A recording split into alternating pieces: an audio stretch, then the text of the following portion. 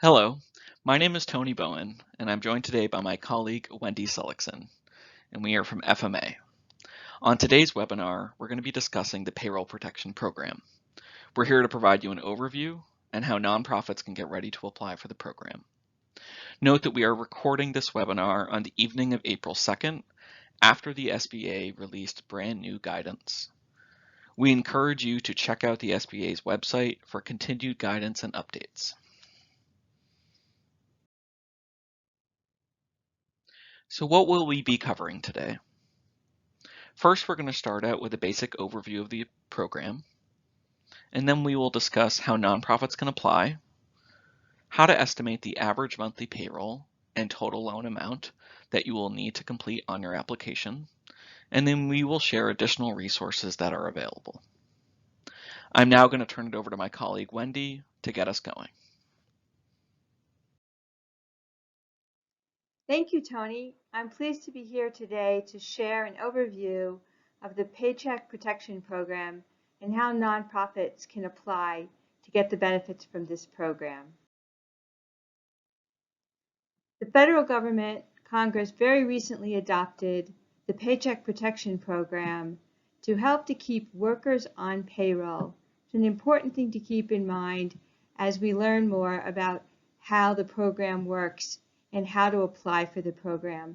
The goal is to keep workers on the payroll and to keep people able to get the salaries and the wages that they have been receiving before this recent events. The Small Business Administration will forgive the Paycheck Protection Program loans when employees are kept on the payroll for 8 weeks, and the money is used for payroll and other important expenses, rent, mortgage interest, and utilities. There are 4 basic questions that need to be answered to really understand the program. How can nonprofits apply? How much can nonprofits borrow? What can the nonprofit use the loan for? And how much of the loan will be forgiven? But the goal in many cases is most, if not all, of the loan is forgiven. We're going to take a look at the answers to each of those questions.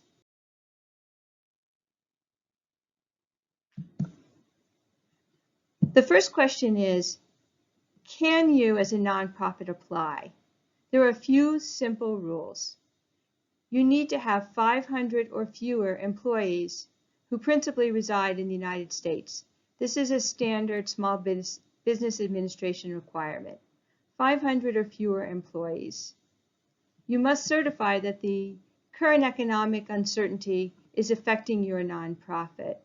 You must be a 501c3 or a 501c9 and have been in operation at least as of February 15th of 2020. So the eligibility requirements are very simple for nonprofits. You need to have 500 or fewer employees. The next question that we're looking at is how much can a nonprofit borrow? The basic rule is nonprofits can borrow 2.5 times payroll. The program is designed to help to keep employees in jobs during this period of crisis. And so the loan amount is 2.5 times payroll to help your nonprofit get through this period of time. And payroll includes salary, severance, paid leave, benefits, and some taxes. And this information is in lots of the guidance materials that you can look at as you're preparing to your materials and the loan application. You can borrow up to $10 million max. Your lender will do the final calculations, and we have on our website in our toolkit a calculator that will help you estimate how much you can borrow. 2.5 times your payroll. The next question is, what can a nonprofit use the loan for? The loan can be used for payroll for 8 weeks, 2 months to get through this period of time, with at least 75% of the loan going to payroll.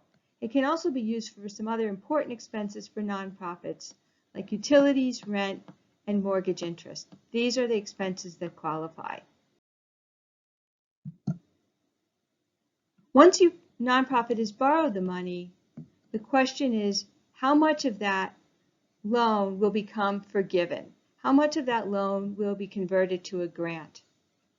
You as a nonprofit are able to keep all of your employees on payroll, so you maintain a similar amount of full-time equivalent FTEs as you've had in the past, and you spend it on approved categories, and there are no significant decreases in salaries, in this case defined as no decreases by more than 25% for people making less than $100,000, the loan will be forgiven.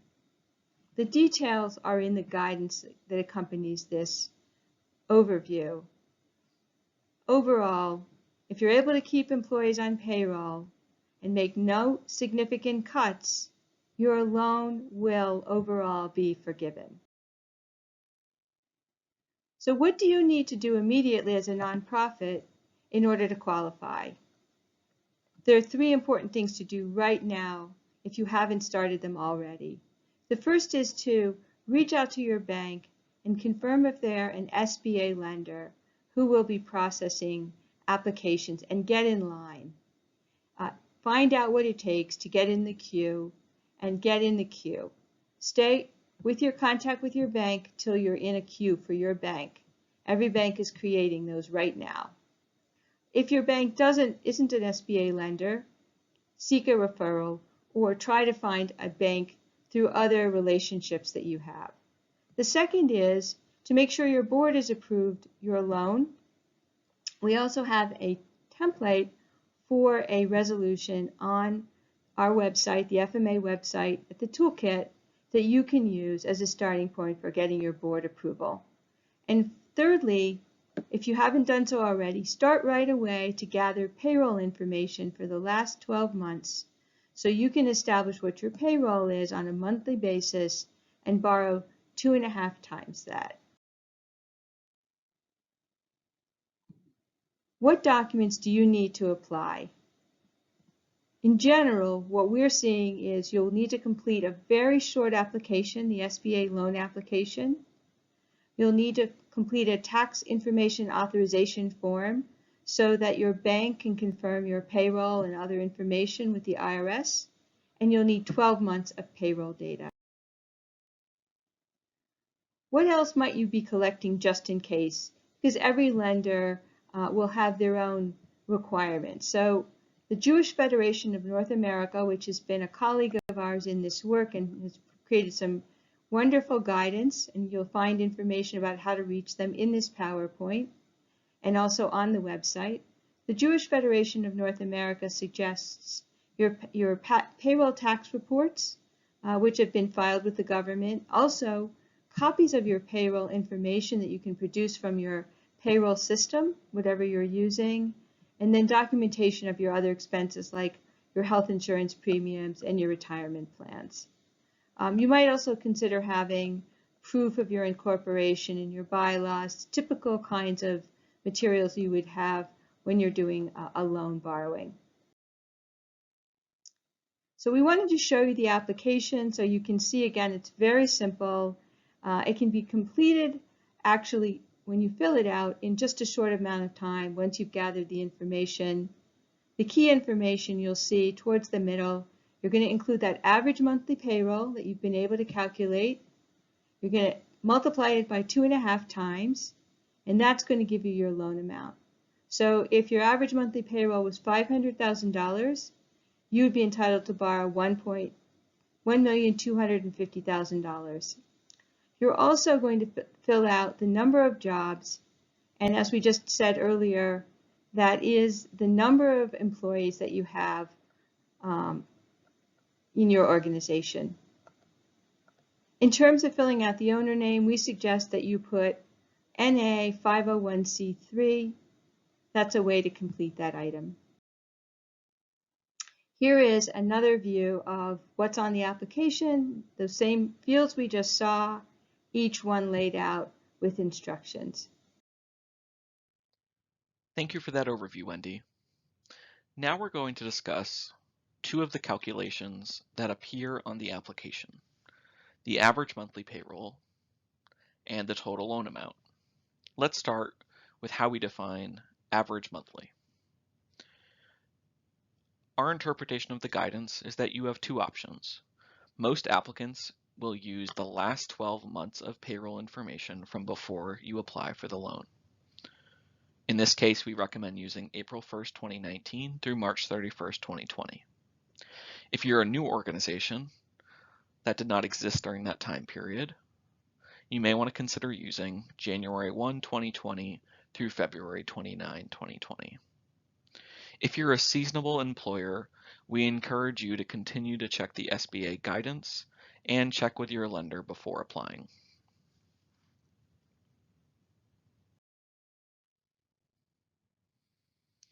So now let's define payroll. According to the guidance, what counts as payroll is compensation, such as salaries and wages, payments for vacation, parental, family, medical, or sick leave, allowance for separation or dismissal, a variety of employee benefits, and state and local taxes that have been paid and assessed on compensation. What doesn't count as payroll? Any excess compensation for employees with annualized salaries that exceed $100,000, the employee and employer portion of FICA taxes, federal income taxes withheld, the compensation of an employee whose principal place of residence is outside of the United States, some sick or family leave wages that are tied to the Families First Coronavirus Response Act, and we assume that long-term disability and accidental death and dismemberment costs are also not included. As with all of this presentation, we continue to encourage you to look through the guidance as some of these definitions are changing on a daily basis.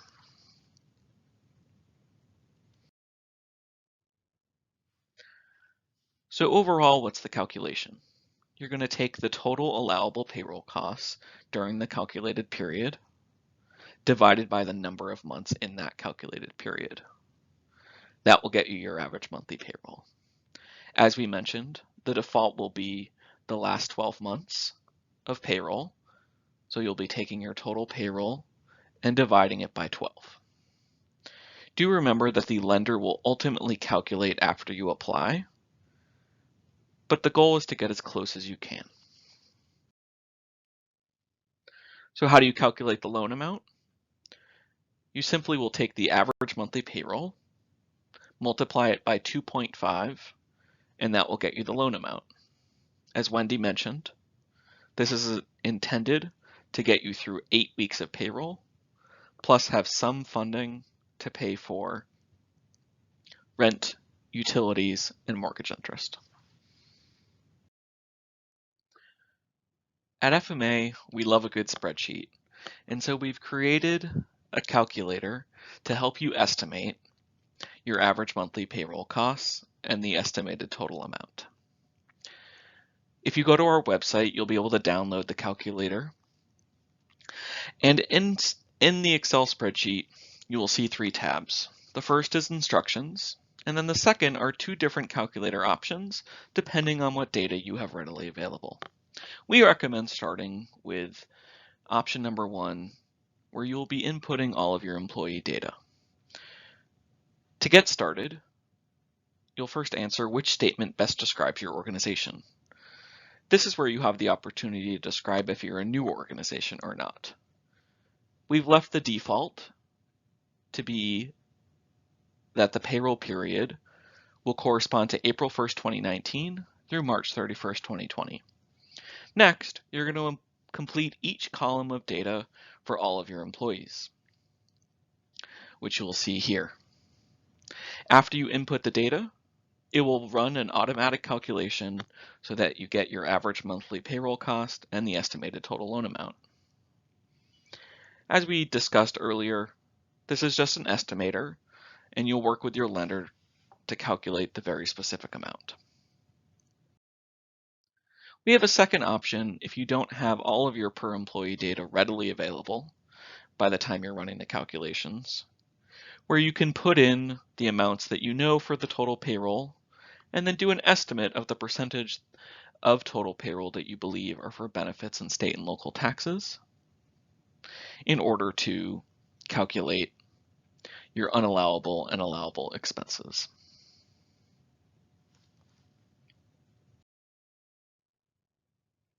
In addition to the FMA PPP calculator, there are lots of great organizations that are beginning to create similar tools, and we encourage you to check them out. Jewish Federations of North America also have a tool that's available through their website, and we'll be sharing more about where you can access that towards the end of the webinar.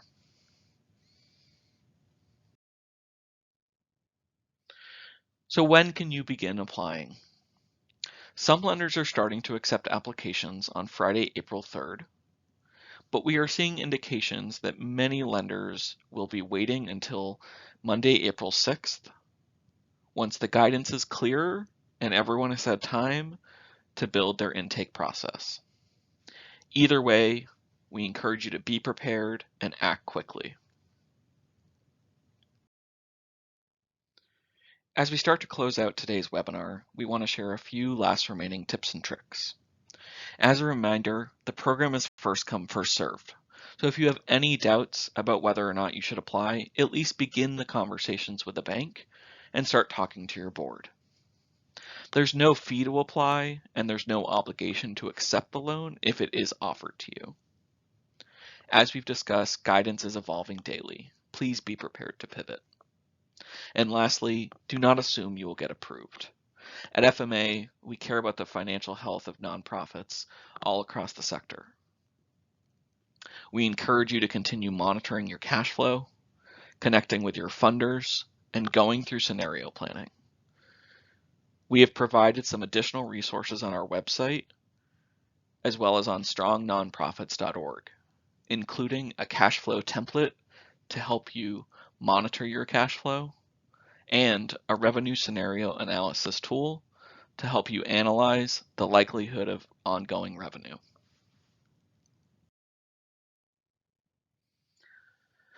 Lastly, there are 3 questions that have come up frequently that we wanted to share with you.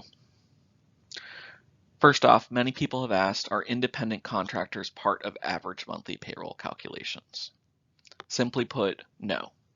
The newly released guidance from the SBA clarified this. Next, beyond the application and documents requested from the lender, what else might they want to know? We know that for some of you, this may be the first time that you've actively engaged in loan conversations with the bank. And so the answer is, it will vary. You should be prepared to discuss the impact that the economy has had on your cash flow and your ability to deliver on programs. You should also be ready to discuss the mix of revenue and expenses that you have and what decisions you are making about how you need to adjust your operations in this climate. And lastly, if we receive restricted government or foundation funding that cover positions, does this affect how much we can apply for? Short answer, no. It does not affect how much you can apply for. But we do think it is worth discussing after you submit your application how forgiveness would affect how you allocate, track, and report your funding. We are going to continue to track frequently asked questions and post those on our website. Speaking of our website, we want to share a few more resources that are available to you. As I mentioned, we have a payroll protection program toolbox that we are updating every day. We encourage you to check it out at fmaonline.net/PPP Toolbox. On our Toolbox website, here are a sample of tools that are available. We have the PPP calculator that we discussed earlier. We have a template that you can consider using to enable your board to pass a resolution to authorize the loan. And we have a script for how you can have the first conversation with the bank about PPP. We hope you find these helpful. We also encourage you to check out tools and resources that others are putting out on a daily basis. For example, the Department of Treasury has an official information sheet, and that's what we keep looking for continued guidance. We expect them to update the information sheet on a regular basis. And as we mentioned earlier, JFNA has some terrific resources on their websites, and they are also offering ongoing webinars that we encourage you to check out. So remember, there's 3 things that you need to do immediately if you are interested in the Payroll Protection Program. Reach out to your bank to confirm that they're an SBA lender and that they will be processing PPP applications. If not, ask them for a referral. And then determine arrangements to submit an application. Secondly, get authorization from your board via a resolution to apply, and you can use the resolution template that's in the toolbox. Lastly, gather payroll information from the last 12 months to establish how much you can borrow. Thank you again for joining today's webinar. We hope you found this helpful and informative, and we encourage you to check out fmaonline.net to stay up to date on the latest updates related to PPP. Thank you.